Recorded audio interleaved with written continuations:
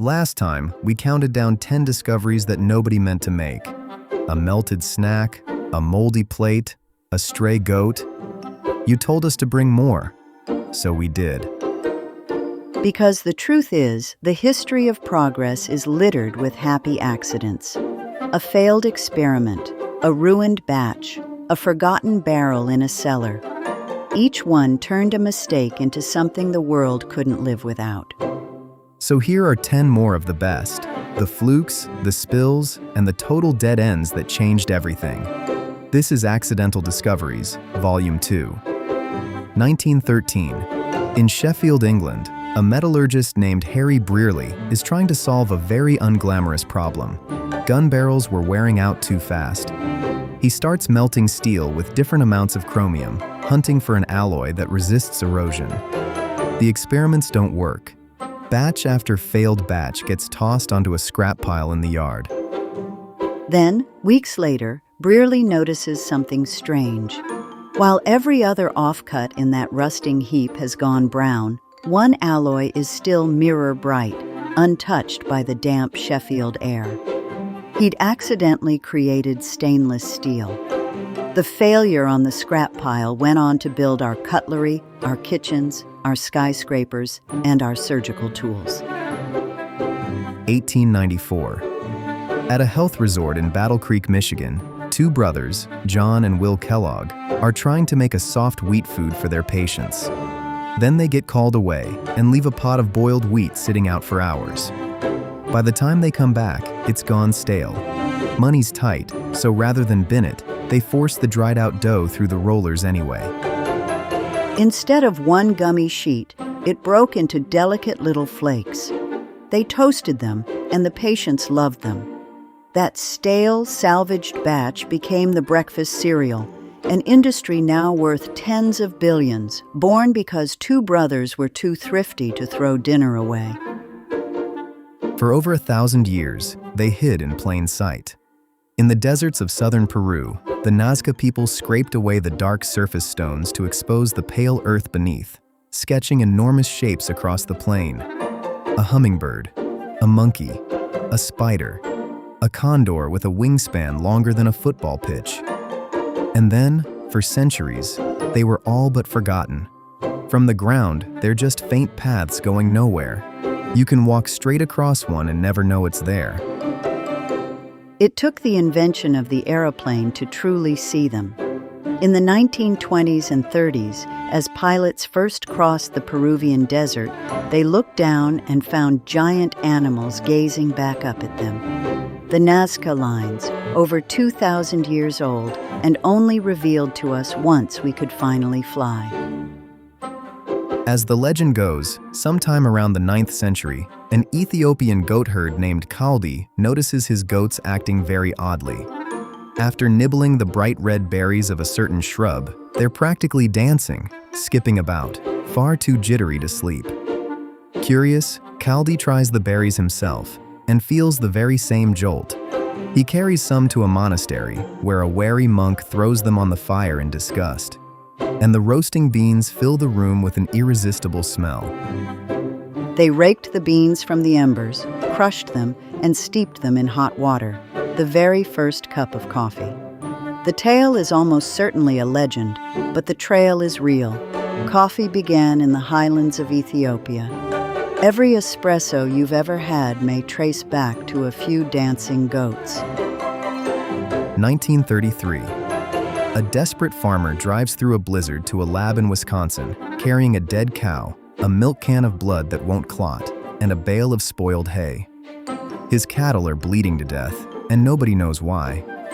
A biochemist named Carl Paul Link takes up the mystery. The culprit, a chemical that formed in the moldy sweet clover, thinning the cow's blood until it couldn't clot at all. At first, they turned that chemical into a best-selling rat poison.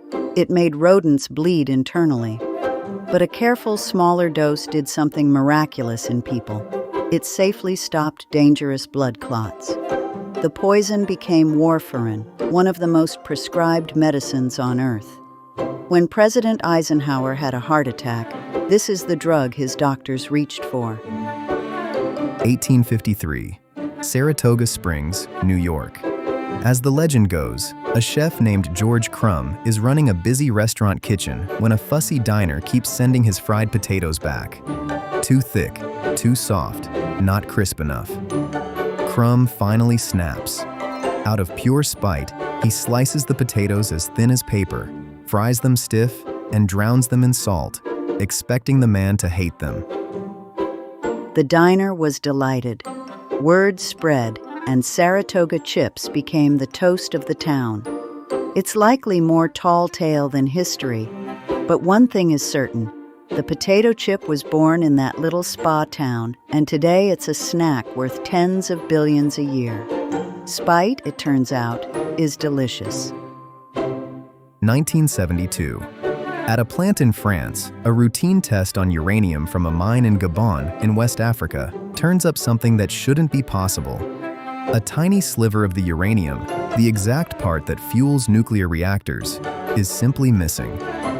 It's the kind of anomaly that makes physicists go pale. Uranium is supposed to be identical everywhere in the universe. The only explanation was staggering. That ore had already been used up, inside a nuclear reactor that switched itself on nearly 2 billion years ago. Deep underground, rich uranium and trickling groundwater had come together and sustained a slow nuclear chain reaction, on and off, for hundreds of thousands of years. A working reactor built by nothing but geology, long before anyone existed to invent one. 1830s, the town of Worcester, England. Two chemists, John Lee and William Perrins, mix up a barrel of spiced sauce. The story goes, from a recipe a customer brought back from India. They taste it. It's awful. Harsh, sharp, undrinkable. Disgusted, they shove the barrel down into the cellar and forget all about it. Over a year later, they stumble across it again, and out of curiosity, taste it. The long, slow ferment had utterly transformed it. Savory, tangy, rich. That abandoned barrel became Worcestershire Sauce, now splashed into kitchens and cocktails all over the world. 1994. A park ranger named David Noble spends his day off abseiling into a deep, narrow canyon in the wilderness west of Sydney.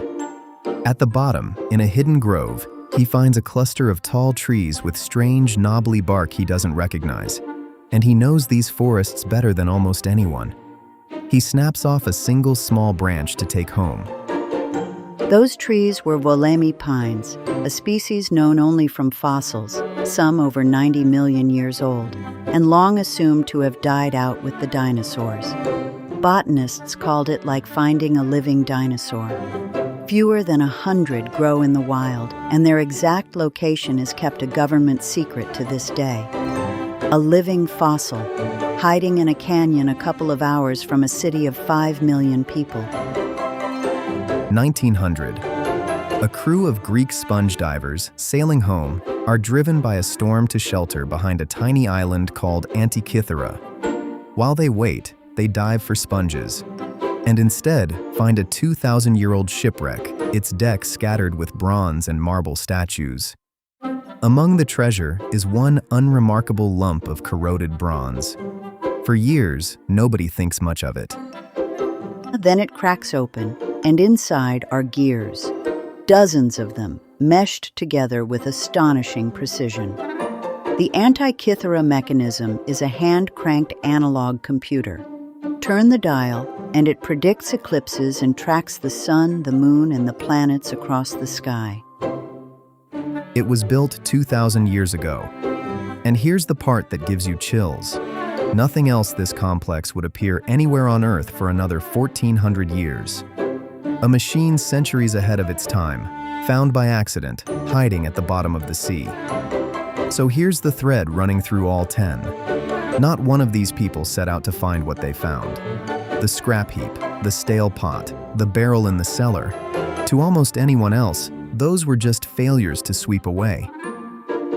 The difference is that someone stopped and looked twice.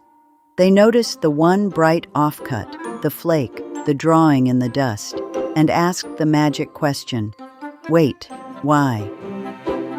The world is constantly handing us accidents. The most interesting people are just the ones paying enough attention to catch the good ones. I'm Atlas. And I'm Professor Faraday. And yes, there's already a Volume 3's worth of these. Subscribe, tell us your favorite in the comments, and become the most interesting person in the room.